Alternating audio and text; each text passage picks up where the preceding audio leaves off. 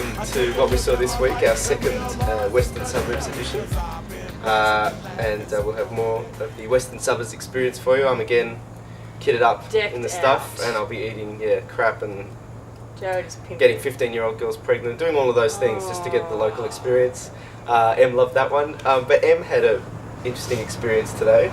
Yeah, I was on a bus listening to my music as you do, and you know, a bit of a bogan at heart, so had a bit of Guns N' Roses going on, and it was just getting to that awesome guitar solo in November Rain, you know, the one that's like Yeah.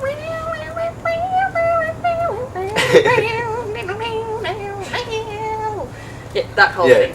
Anyway, just as that cranked up, the bus kind of slowed down, I think, for a traffic light, and there was just this guy leaning, very nonchalant, not even looking at anything in particular, but he was wearing leather pants, like a full-on leather vest, t-shirt with a mullet, and just kind of yeah, and that was in the background. It was like when he's all like, you know, it could have totally been in the Guns N' Roses film clip so easily. Very nice. Yeah. So here we are at the local gym. It's you know, a great council initiative to keep people fit. So basically dotted around this park, and it very much feels like a neighbourhood renewal project or something like that, but basically they've got, it's like children's equipment, but it's actually gym stuff, and they've got descriptions on how to do it and how what long you should muscles work it out for. develops and And there's all different all ones. that kind of stuff. So it's quite fun. But it's I'm reminded doing Em the, of some story that she wanted to tell. Yeah, often the Essendon Football Club will train just at the river back there, at Maribyrnong River, and they'll run around it. And one evening I was down here with my sister-in-law, and they were doing their usual run, and they were supposed to be going all the way around to the bridge and then back. But two footballers, who will remain nameless, decided they couldn't be asked, and so decided they were going to swim across the Maribyrnong instead of going over the bridge. Now, by the time they'd swum the Maribyrnong, dodged through all the crap that's in there, And the dead meringue killings and stuff, yeah. they were pretty muddy, covered like brown, tried to get up the bank on the rocks, both fell back in. Keep working. Oh, both fell back in, ass backwards, and like struggled up the rocks. By the time they got back up there, the team was coming round again. So, useless. So, and you watched all of this? We watched all of this, yeah. That's awesome. I wonder if I can do... Oh, shit. Okay.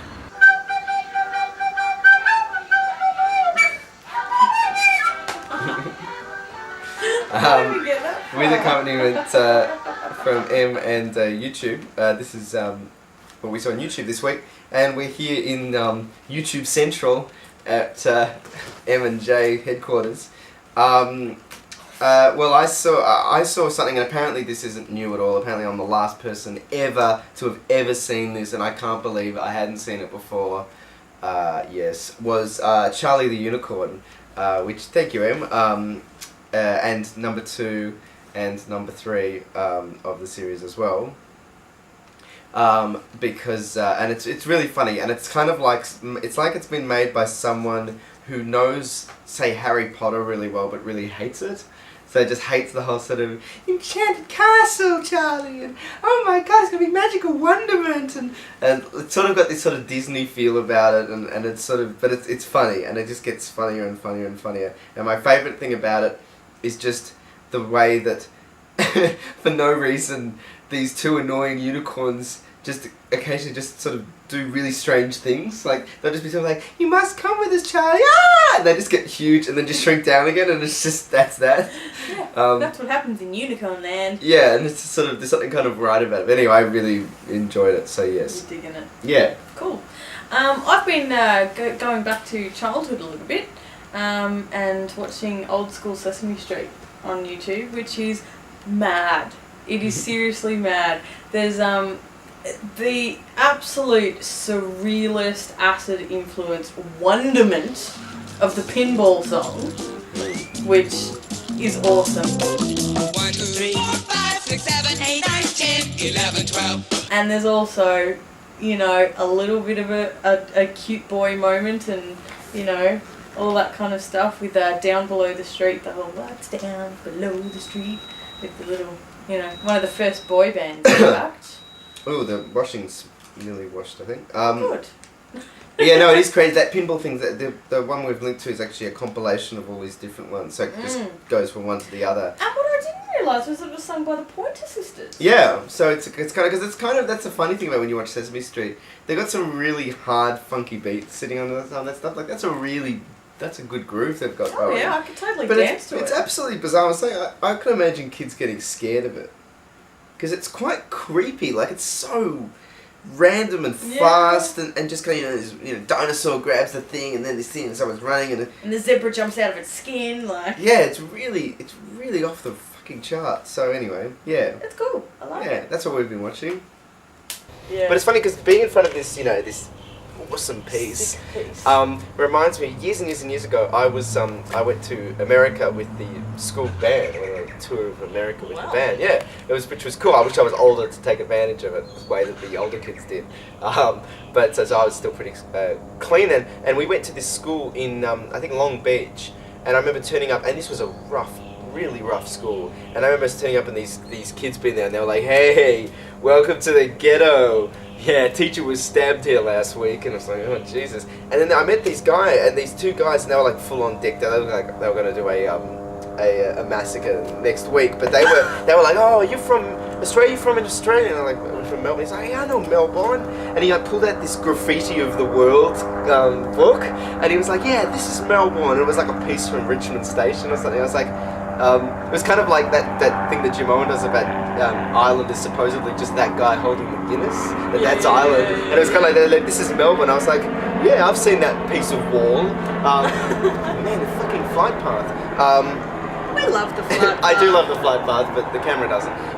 But yeah, it was really funny. And then like he's talking to me, and he's like, "Yeah, this is awesome. Yeah, oh yeah, that one's in Melbourne too." And then this guy walks by, he's like, "Hey, I saw your piece in the library today. I saw that the one in the piece you did in the library." And the guy was like, "What?" And he's like, "Yeah, you take the library." And he was like the orange one. He's like, he pulls out these Poscas or whatever they call them, Sharpies. And he's like, "No, I've only got purple and red today." And he's like, "Oh, it must have been someone else. I thought it was you." And I was like, they're just fucking piecing the school. Like, it was just...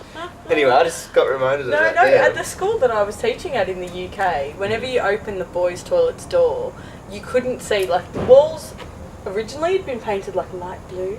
Nice. You couldn't see it at all. It was literally floor, ceiling, roof, doors, toilets, everywhere. Yeah. Everywhere. Like, they'd literally stood on the sinks to get to the roof. Like, it was quite a low roof. Man. But it was crazy. Like, it was just like, oh my God. Was there just a thing where every time that you walked in, it was just like, and you could just hear like the... No, there wasn't kind of a cloud of smoke that had come out. But, yeah, okay. there wasn't And a black figure in a hood. Yeah.